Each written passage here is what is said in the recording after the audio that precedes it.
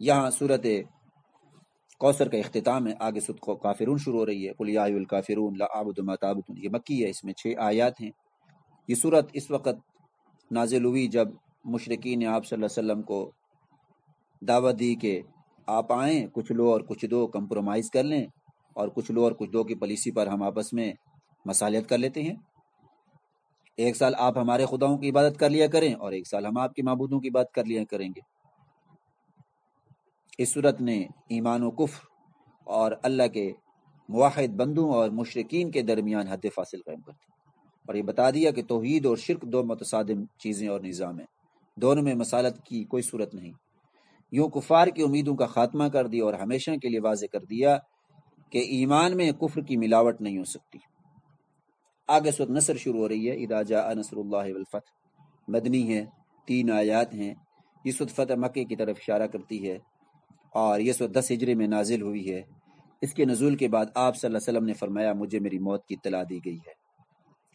یہ جب سورۃ نازل ہوئی، ایک آپ کو نقطہ بتاتا ہوں کہ رسول اللہ صلی اللہ علیہ وسلم کے صحابہ میں سے ایک واحد صحابی جو سیدنا ابوبکر صدیق ہیں وہ رو پڑے۔ آپ سیدنا ابوبکر صدیق، سبحان اللہ، کیسے صحابی ہیں، مزاج شناس رسول ہیں، رسول اللہ صلی اللہ علیہ وسلم کے سفر حضر کے ساتھی ہیں۔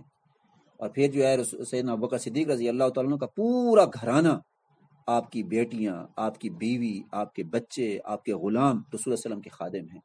اور انشاءاللہ پھر میں یہ مستقلاً کسی وقت یہ واقعہ بیان کروں گا کہ سیدنا ابوبکر صدیق کا پورا گھرانہ کیسے رسول اللہ صلی اللہ علیہ وسلم کا خادم رہا ہے۔ تو صحابہ نے جب یہ آیت سنی وہ خوش ہو گئے کہ فتح مکہ ہو رہا ہے، اور سیدنا ابوبکر صدیق رو پڑے۔ تو آپ صلی اللہ علیہ وسلم نے سیدنا ابوبکر صدیق کو سمجھ گئے کہ یہ کیوں رو رہے ہیں، تو صحابہ نے سیدنا ابوبکر صدیق سے پوچھا کہ آپ کیوں رو رہے ہیں، آپ کو تو خوش ہونا چاہیے کہ مکہ کے فتح ہونے کی خوشخبری ہے۔ فرمایا کہ اس صورت سے رسول اللہ صلی اللہ علیہ وسلم کی رحلت کی طرف اشارہ ہے، آپ صلی اللہ علیہ وسلم کی انتقال فرما جانے کی طرف اشارہ ہے۔ ویسے ابوبکر صدیق نہیں ہے۔ حضور علیہ السلام نے ایک مرتبہ سیدنا عائشہ صدیقہ رضی اللہ تعالیٰ نے آسمان کی طرف دیکھا اور فرمایا یا رسول اللہ، کسی کی ایسی نیکیاں ہو سکتی ہیں جتنے آسمان کے ستارے؟ فرمایا ہاں، اس کی ہیں، عمر کی ہیں۔ کہا اچھا، میں تو سمجھی تھی کہ میرے بابا کی ہوں گی۔ کہا اے عائشہ، آپ کے بابا سیدنا ابوبکر صدیق رضی اللہ تعالیٰ عنہ کی نیکیاں تو اتنی ہیں کہ میں ان کا بدلہ نہیں چکا سکتا۔ وہ رات جس رات میں مجھے ابوبکر صدیق غار ثور میں لے کر گئے تھے، وہ رات کا بدلہ میں نہیں چکا سکتا۔ اس رات کی نیکیاں اور عمر کی ساری زندگی کی نیکیاں برابر نہیں ہو سکتی۔ یہ ابوبکر صدیق۔ خیر، بات لمبی نکل گئی۔ تو حضور صلی اللہ علیہ وسلم کی بعثت کا مقصد پورا ہو چکا تھا، تو آپ نے دعوت کا آغاز کیا تھا، تو اسے قبول کرنے والی کا دکا تھے، لیکن اس کے بعد پھر جماعتیں در جماعتیں، قبیلے در قبیلے اسلام میں داخل ہو رہے تھے، اس لیے آپ کو حکم دیا گیا کہ ان فتوحات اور نعمتوں پر اللہ کا شکر اور اس کی تسبیح اور عظمت بیان کریں۔ آگے سورۃ لہب شروع ہو رہی ہے، تبت یدا ابی لہب، مکی ہے، اس میں 5 آیتیں ہیں۔ یہ سورۃ رسول اللہ صلی اللہ علیہ وسلم کے چچا مگر بدترین دشمن ابو لہب اور اس کی بیوی ام جمیل کا انجام بتلاتی ہے۔ اس شخص کو اپنے مال اور اولاد پر بڑا فخر اور بڑا غرور تھا، لیکن مال اور اولاد اسے اللہ کے عذاب سے نہ بچا سکی۔ قرآن مجید میں اللہ نے فرمایا وَاعْلَمُوا أَنَّمَا أَمْوَالُكُمْ وَأَوْلَادُكُمْ فتنہ، کہ یہ جو اموال اور اولاد ہے یہ فتنہ ہے۔ مال کی وجہ سے انسان گمراہ ہو جاتا ہے، اولاد کی وجہ سے انسان گمراہ ہو جاتا ہے، لیکن فرمایا وَاللَّهُ عِندَهُ أَجْرٌ عَظِيمٌ، اگر یہ مال اور اولاد اللہ کے راستے میں معاون بن جائیں تو اللہ کے ہاں بڑا اجر ہے۔ چنانچہ یہ دونوں مال اور اولاد جو ہے ابو لہب کے کام نہ آ سکے، اور یہ دونوں میاں بیوی ذلت امیز اور عبرتناک انجام سے دوچار ہوئے۔ آگے سورۃ اخلاص شروع ہو رہی ہے، قل هو اللہ احد، یہ مکی ہے، اس میں 4 آیات ہیں۔ یہ سورۃ اسلام کے بنیادی عقیدہ یعنی توحید سے بحث کرتی ہے۔ توحید کی 3 قسمیں ہیں۔ توحید ربوبیت، یعنی ہر چیز کا خالق، مالک اور رازق اللہ ہے، اس کا اقرار بھی کرتے ہیں اور اس کو مانتے بھی ہیں۔ نمبر 2 توحید الوہیت، یعنی بندہ جو بھی عبادت کرے، خواہ دعا ہو یا نظر ہو، قربانی ہو، تو وہ صرف اللہ کے لیے کرے، اسے توحید الوہیت کہتے ہیں۔ مشرکین اللہ کے غیر کی عبادت بھی کرتے تھے، اگرچہ اس سے ان کا مقصد اللہ تعالیٰ کا قرب حاصل کرنا تھا، مگر ظاہر ہے یہ شرک ہے۔ جیسے آج کل لوگ کہتے ہیں جی میں داتا کے دربار پر فلاں جو ہے وہ کیکر شاہ پر، اور فلاں جو ہے وہ بابے کر اور پاک پتن پر، اور فلاں پتہ نہیں کون کون سی مزار ہیں ان پر جاتا ہوں اور دیگیں چڑھاتا ہوں اور خیرات کرتا ہوں اور لیلے ذبح کرتا ہوں، ککڑ دیتا ہوں اور میرا مقصد تو اللہ کو راضی کرنا ہے۔ بھائی اللہ کو راضی کرنے کے لیے اس قبر والے کا انتخاب آپ نے کیوں کیا؟ آپ کے محلے میں کتنے لوگ غریب ہیں، کتنے لوگ مسکین ہیں، کتنے لوگ فقیر ہیں، ان پہ آپ خیرات کیوں نہیں کرتے؟ موت پڑتی ہے آپ کو۔ اور تیسری قسم ہے توحید ذات اور اسماء و صفات۔ توحید کی تیسری قسم ایسی ہے کہ انسان نے اکثر اس میں ٹھوکر کھائی، وہ غیر اللہ کے لیے بھی وہ علم، وہی قدرت، وہی تصرف، وہی سمع و بصر ثابت کر دیتا ہے جو حقیقت میں صرف اللہ تعالیٰ کے لیے ثابت ہے۔ غور کیا جائے تو سورۃ اخلاص میں زیادہ تر زور توحید کی اسی قسم پر ہے۔ اور پھر آگے سورۃ فلق شروع ہو رہی ہے، یہ مدنی ہے، قل اعوذ برب الفلق من شر ما خلق۔ اس میں 5 آیات ہیں۔ اس وقت میں اللہ نے اپنی ایک صفت بیان فرما کر 4 چیزوں کے شر سے پناہ مانگنے کا حکم دیا۔ نمبر 1 مخلوق کے شر سے، قل اعوذ برب الفلق من شر ما خلق، مخلوق کے شر سے۔ اب مخلوق کوئی بھی ہو، انسان ہو، انسان کے علاوہ ہو۔ اور نمبر 2 اندھیرے کے شر سے، ومن شر غاسق اذا وقب، عام طور پر چور، شیاطین، جنات، حشرات اور جادوگر اندھیرے میں اپنا کام دکھاتے ہیں۔ اور تیسری چیز فرمایا پھونکے مارنے والیوں کے شر سے، جو کہ جادو اور ٹونے کرتی ہیں۔ یہ کام اگرچہ مرد بھی کرتے ہیں لیکن عورتیں تعویذ گنڈے میں ہمیشہ پیشی دکھائی دیتی ہیں، اس لیے قرآن نے عورتوں کو خاص طور پر ذکر کیا۔ اور آخر میں فرمایا ومن شر حاسد اذا حسد، حسد کرنے والے کے شر سے جب وہ حسد کرے۔ سورۃ الناس مدنی ہے، اس میں 6 آیتیں ہیں، قل اعوذ برب الناس، اور یہ معوذتین میں سے دوسری صورت ہے۔ ان دونوں صورتوں کی فضیلت کے بارے میں متعدد احادیث ہیں۔ صحیح مسلم میں حضرت عقبہ بن عامر رضی اللہ تعالیٰ عنہ سے روایت ہے کہ آپ صلی اللہ علیہ وسلم نے ان دونوں صورتوں کے بارے میں ارشاد فرمایا، کیا تمہیں معلوم نہیں کہ آج ایسی 2 صورتیں نازل ہوئی ہیں کہ ان کی کوئی مثال نہیں؟ یعنی اللہ کی پناہ مانگنے میں یہ دونوں صورتیں بے مثال ہیں۔ امام ابن قیم رحمہ اللہ فرماتے ہیں کہ ان دونوں صورتوں سے کوئی شخص بھی مستغنی نہیں، یہ جسمانی اور روحانی آفات دور کرنے میں بے حد مؤثر ہے۔ اس لیے اگر کسی آدمی کو یہ ہو کہ اس پر جادو ہے، اسیب ہے، تعویذ ہیں، تو ان دونوں صورتوں کو مستقل اپنا ورد بنا لے۔ کسی قسم کا کوئی بھی جادو، کسی قسم کا کوئی بھی ٹونا، کسی قسم کا کوئی بھی اسیب، تعویذ اس پر اثر نہیں کرے گی۔ قرآن کے آخر میں ان 2 صورتوں کے لانے اور سورۃ فاتحہ سے شروع کرنے میں بڑی گہری مناسبت ہے۔ سورۃ فاتحہ میں بھی اللہ سے مدد مانگی گئی، ایاک نعبد و ایاک نستعین میں،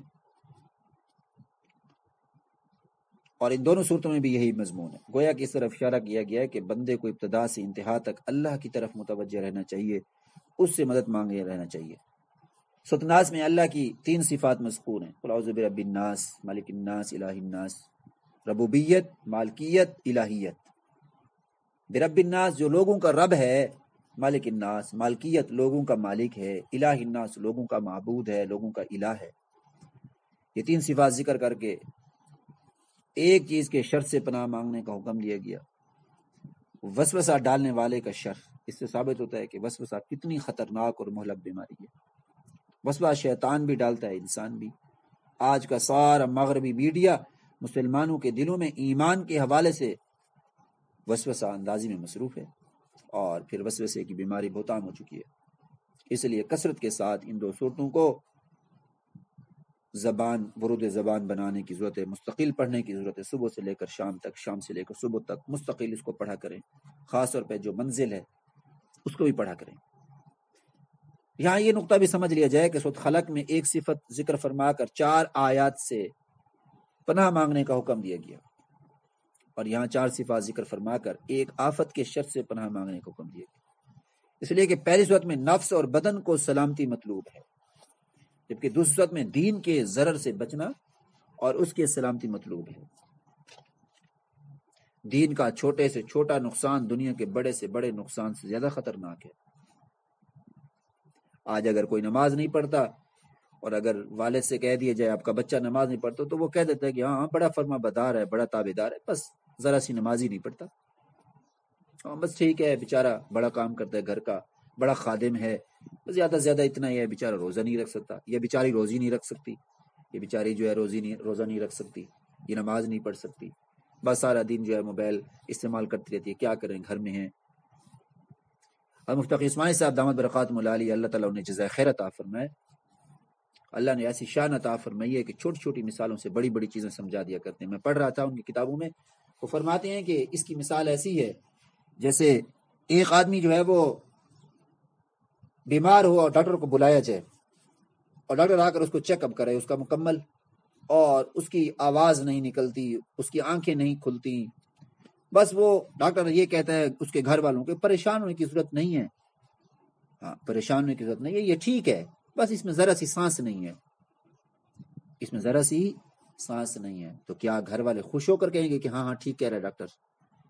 ڈاکٹر تو یہ کہے گا، ڈاکٹر کو تو لوگ یہ کہیں گے کہ بے وقوف اور پاگل انسان، جب سانس نہیں ہے تو انسان تو فوت ہو چکا ہے۔ فرمایا ایسے ہی جس انسان کے جسم میں، انسان کی زندگی کے اندر نماز نہیں ہے، انسان کا نماز کا مقام کیا ہے؟ جیسے سر حدیث میں آیا ہے، فرمایا کہ نماز کا عبادت کے اندر اتنا ہی مقام ہے جتنا انسان کے جسم میں سر کا۔ جیسے سر کو علیحدہ کر دو تو جسم کی کوئی حیثیت نہیں، ایسی اگر نماز کو علیحدہ کر دو تو باقی عبادت کی کوئی اہمیت نہیں ہے۔ چنانچہ حدیث میں بھی آتا ہے کہ قیامت کے دن سب سے پہلے نماز کا حساب و کتاب کیا جائے گا۔ تو اس لیے دین کا چھوٹے سے چھوٹا نقصان جو ہے وہ دنیا کے بڑے سے بڑے نقصان سے زیادہ خطرناک ہے۔ اگر ہم نے قرآن سے سچا تعلق قائم کیے رکھا اور اسے پڑھنے سمجھنے، اس پر عمل کرنے اور اس کے بارے حقوق ادا کرنے کی کوشش کرتے رہے تو انشاءاللہ ہماری اور ہمارے آنے والی نسلوں کا دین اور ایمان محفوظ رہے گا۔ اور اگر خدا نہ خواستہ ہم نے قرآن سے منہ موڑا اور ہم نے اپنے کاموں میں لگے رہے اور ہم نے بس یہی سوچا سمجھا کہ ہماری زندگی ہی کیا ہے، بس کل ہی کر لیں گے، ابھی تو ہم بچے ہیں، اب تو بھی چھوٹے ہیں، ابھی ہماری عمر کی، ابھی تو 20 سال کے ہیں، ابھی تو میں 15 سال کا ہوں، ابھی تو میں 25 کا ہوں، 30 کا ہوں، 35 کا ہوں، 40 کا ہوں، کیا ہو گیا یار، میں رکھ لوں گا، داڑھی رکھ لوں گا، نماز پڑھ لوں گا، پردہ کر لوں گی، کیا ہو گیا، میں حقوق ادا کر لوں گی، اس میں کیا حرج ہے، حقوق ادا کر لوں گا، نماز پڑھ لوں گا، روزوں کی میں ادائیگی کر لوں گا۔ جب انسان اس طرح کے اندازے مارتا ہے تو اذا جاء اجلهم لا يستأخرون ساعة ولا يستقدمون، موت نے اچانک آنا ہے، اور جب آنا ہے تو موت پھر واپس نہیں جاتی، موت مار کر جاتی ہے، اور جب مار کر جاتی ہے پھر اس وقت میں توبہ کا دروازہ بند ہو جاتا ہے۔ ان اللہ یقبل توبۃ العبد ما لم یغرغر، اللہ تعالیٰ توبہ کے دروازے کو کھولے رکھتے ہیں جب تک سکرات کی کیفیت طاری نہ ہو، غرغرے کی کیفیت طاری نہ ہو۔ جب غرغرے کی کیفیت طاری ہو جائے تو اس وقت میں موت، توبہ کا دروازہ بند ہو جاتا ہے۔ اللہ رب العزت ہمارے اوپر وہ حالت نہ لے کر آئے کہ جب توبہ کا دروازہ بند ہو جائے۔ اس لیے ہمیں زیادہ سے زیادہ یہ کوشش کرنی چاہیے کہ ہمیں عبادات کے اندر، معاملات کے اندر، معاشرت کے اندر، سماجیات کے اندر، گھر کی زندگی، بہر کی زندگی، ہمارا چلنا پھرنا، اٹھنا بیٹھنا، ہماری رہائش، ہر چیز جو ہے وہ ہماری مکمل طور پر وہ سنت کے ڈھانچے میں ہو، سنت کے مطابق ہو، اور سنت کا اس میں اہتمام ہو۔ اگر سنت کا اہتمام نہیں ہے پھر بڑی خسارے والی زندگی ہے۔ دنیا کی زندگی تو گزر جائے گی جیسے کیسے، آخرت کی زندگی جو لامحدود ہے، ہمیشہ کی زندگی ہے، جو کبھی بھی ختم نہیں ہوگی، کبھی بھی ختم نہیں ہوگی۔ بلکہ اس کے بارے میں فرمایا گیا، بزرگ ہمارے مثال دیتے ہیں کہ اگر زمین اور آسمان کے بھراؤ کو خشخاش کے دانوں سے بھر دیا جائے، خشخاش کے دانے کتنے معمولی سے ذرے ہوتے ہیں، اگر ان کو بھر دیا جائے اور 1000 سال کے بعد بھی ایک پرندہ آئے اور ایک ایک دانہ لے کر جائے تو زمین آسمان کے برابر میں بھراؤ میں جتنے بھی خشخاش کے یہ دانے، یہ تو ختم ہو سکتے ہیں، آخرت کی زندگی ختم نہیں ہو سکتی۔ اتنی بڑی لمبی زندگی ہے، ہر ایک نے مرنا ہے، ہر ایک نے خود ہی جانا ہے، کوئی کسی کے کام نہیں آئے گا۔ قیامت کا وہ ہولناک دن ہوگا، یوم یفر المرء من اخیہ وامہ وابیہ وصاحبتہ وبنیہ لکل امرئ منہم یومئذ شأن یغنیہ۔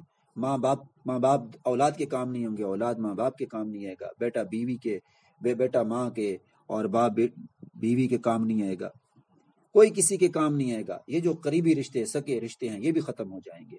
اس لیے اللہ رب العزت ہمیں نیک کام کرنے کی توفیق عطا فرمائے، برے کاموں سے ہماری حفاظت فرمائے، ہمیں وہ کام کرنے کی توفیق عطا فرمائے جس میں آپ صلی اللہ علیہ وسلم کی رضامندی ہو، ناراضگی سے ہمیں محفوظ فرمائے، اور ہمیں عقائد اور ایمان پر مر مٹنے کی توفیق عطا فرمائے۔